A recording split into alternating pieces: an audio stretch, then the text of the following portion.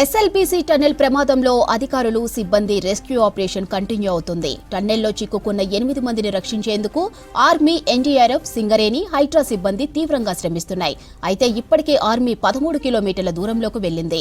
ఇప్పటికే navy special rescue teams ఘటనా స్థలానికి చేరుకున్నాయి. ఇక ఊటాబురతతో ప్రమాదం జరిగిన స్పాట్కు చేరుకోలేకపోతున్నారు రెస్క్యూ సిబ్బంది. కాసేపట్లో మరోసారి ఘటనా స్థలానికి వెళ్లనున్నారు మంత్రులు ఉత్తమ్ కుమార్ రెడ్డి, జూపల్లి, కోమటిరెడ్డి వెంకటరెడ్డి. ఇక ప్రమాదం జరిగినప్పటి నుంచి సున్నిపెంటలోనే ఉంటున్నారు ఇద్దరు మంత్రులు.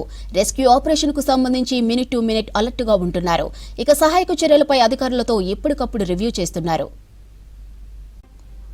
రైట్గా ఎస్ఎల్బీసీ టన్నెల్లో సహాయక చర్యలపై తాజా అప్డేట్స్ బాలకృష్ణ అందిస్తారు. బాలకృష్ణ, రెస్క్యూ ఆపరేషన్ ఎలా కొనసాగుతుంది? టనెల్ వద్ద, దోమలపెంట వద్ద రెస్క్యూ ఆపరేషన్స్ థర్డ్ డే కూడా కంటిన్యూ అవుతున్నాయి. నిన్న మొన్నటి దాకా కూడా మంత్రులు స్వయంగా అక్కడే ఉండి ఈ రెస్క్యూ ఆపరేషన్స్ని పరిశీలిస్తున్నారు. రాత్రి జూపల్లి కృష్ణారావుతో పాటు అచ్చంపేట ఎమ్మెల్యే స్థానికంగా ఉండి నైట్ కూడా అక్కడనే ఉండి స్వయంగా ఈ ఆపరేషన్స్ని వాళ్ళు పరిశీలిస్తున్నారు. నిరంతరం కూడా మానిటరింగ్ చేస్తున్నారు.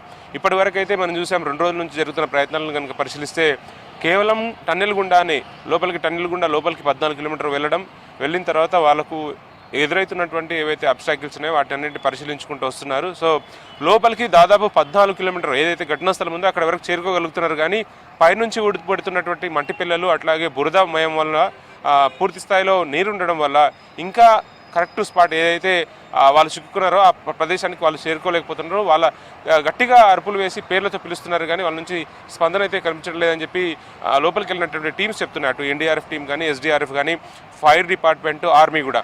సో లోపలికి ఒకే మార్గం టన్నెల్ నుంచి లోపలికి వెళ్ళి వాళ్ళని మళ్ళీ 14 కిలోమీటర్లు బయటికి తీసుకురావాలి. సో లోకో ద్వారా లోపలికి వెళ్తున్నారు. నిన్న జిల్లా మంత్రి జూపల్లి కృష్ణారావు కూడా స్వయంగా లోకో ద్వారా లోపలికి వెళ్ళి 5 అవర్స్ లోపలనే ఉండి అక్కడ సిచ్యువేషన్ని తాను అబ్జర్వేషన్ చేసి మళ్ళీ వెనక్కి రావడం జరిగింది. సో నిరంతరంగా ఆ మానిటరింగ్ అయితే జరుగుతుంది. అన్ని రకాల ప్రయత్నాలు జరుగుతున్నాయి. షిఫ్ట్ బై షిఫ్ట్ ఒక టీం లోపలికి వెళ్ళి ఇచ్చిన తర్వాత మళ్ళీ ఇంకో టీం లోపలికి వెళ్తుంది. అట్లా ఆర్మీకి సంబంధించి కానీ, అట్లాగే ఎన్డీఆర్ఎఫ్ కానీ, ఎస్డీఆర్ఎఫ్ కానీ, ఫైర్ టీం వాళ్ళంతా మిక్స్డ్గా వెళ్తున్నారు. వెళ్ళి లోపలికి వెళ్ళి మ్యాక్సిమం వాళ్ళని బయటికి తీసుకోవడానికి ప్రయత్నం చేస్తున్నారు.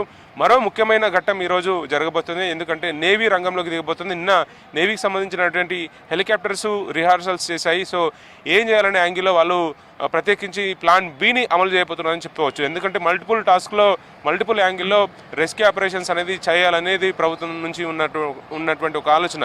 నిన్న హైడ్రాకి సంబంధించినటువంటి కమిషనర్ రంగనాథ్తో పాటు ఈ గతంలో నాగర్కర్నూలు జిల్లా కలెక్టర్గా పనిచేసినటువంటి శ్రీధర్ కూడా స్వయంగా ఏవైతే ప్రికాషన్స్ తీసుకుంటున్నారో, ఆర్మీ రెస్క్యూ ఆపరేషన్స్ తీసుకుంటున్నారో, సో వాటిని స్వయంగా పరిశీలించిన తర్వాత డీవాటరింగ్ సంబంధించి దాదాపు 5 మోటార్లు ఉన్నాయి. 5 మోటార్ల ద్వారా 150 హార్స్ పవర్ కలిగిన మోటార్ల ద్వారా డీవాటరింగ్ చేస్తున్నప్పటికీ కూడా ఇంకా ఊట వస్తుంది.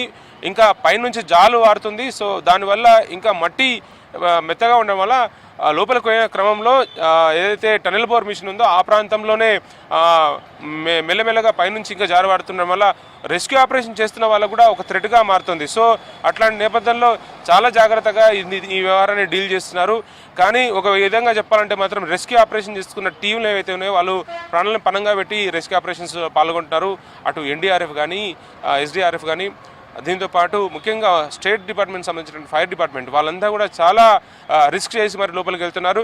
కానీ ఇప్పుడు ఉన్నటువంటి ప్రధానమైన మార్గం మీద ఇంకొక మార్గం మీద వాళ్ళు అన్వేషణ సాగిస్తున్నారు. ఎందుకంటే 14th కిలోమీటర్ దగ్గర ఉన్నటువంటి ఏదైతే ఇక్కడ మనకు గండి పడ్డదో, ఏదైతే బ్రీచ్ వచ్చిందో ఆ బ్రీచ్ పైనుంచి లోపలికి నేవీ టీం లోపలికి దిగి సో ఉన్నటువంటి ఆ రెస్క్యూలో ఉన్నటువంటి ఎవరైతే చిక్కుకున్నారో 8 మందిని వాళ్ళని బయటికి తీసుకురావడం కోసం ఆ ప్రయత్నాలని ప్లాన్ బిని అమలు చేయడం కోసం నేవీ టీం రంగంలో దిగుతుంది. దీనికోసం ఆర్మీ సాయం కూడా తీసుకుంటున్నారు. వాళ్ళు నేరుగా చాపర్స్ ద్వారా పైనుంచి రోప్ ద్వారా కిందికి దిగడం, లేకపోతే ప్లాన్ ఇప్పటికే నిన్న కనుక ఒక ప్లాన్ని వాళ్ళు ప్లాన్ చేసుకున్నారు. డ్రోన్ ద్వారా ఎట్లాంటి వాళ్ళు ప్లాన్ చేసుకోవాలి, ఎట్లా ఆ ప్లాన్ని ఇంప్లిమెంటేషన్ చేయాలనేది నేను ఒక కొలిక్కి రావడం జరిగింది. సో దాన్ని ఇవాళ ప్రాక్టికల్గా ఇంప్లిమెంట్ చేయబోతున్నారు. అదే మనకి ఇవాళ కనబడబోతుంది. సో మరి కాసేపట్లో నేవీకి సంబంధించినటువంటి చాపర్స్ ఇక్కడ దోమలపేట SLBC వద్ద ల్యాండ్ కాబోతున్నాయి.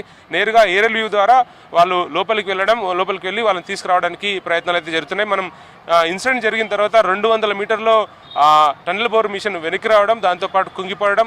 ఈ ఇన్సిడెంట్ చూస్తే మాత్రం ఇంకా పూర్తి స్థాయిలో పైన ఉన్నటువంటి ఏదైతే రూఫ్ ఉందో రూఫ్ మెత్తమెత్తగా ఉండడం వల్ల ఏ ప్రయత్నం చేసినప్పుడు కూడా కింద కదిలించే ప్రయత్నం చేసినా కూడా పైన నుంచి ఈ మట్టి పిల్లలు కానీ లేకపోతే బురద అంతా కూడా పడుతుండడం వల్ల చాలా ఇబ్బందికరమైన పరిస్థితులు ఏర్పడుతున్నాయి. సో రెస్క్యూ అనేది మరింత జటిలంగా మారుతుంది. ఈ నేపథ్యంలో ప్లాన్ B మీద మాత్రం నేవీ ఫోకస్ పెట్టింది.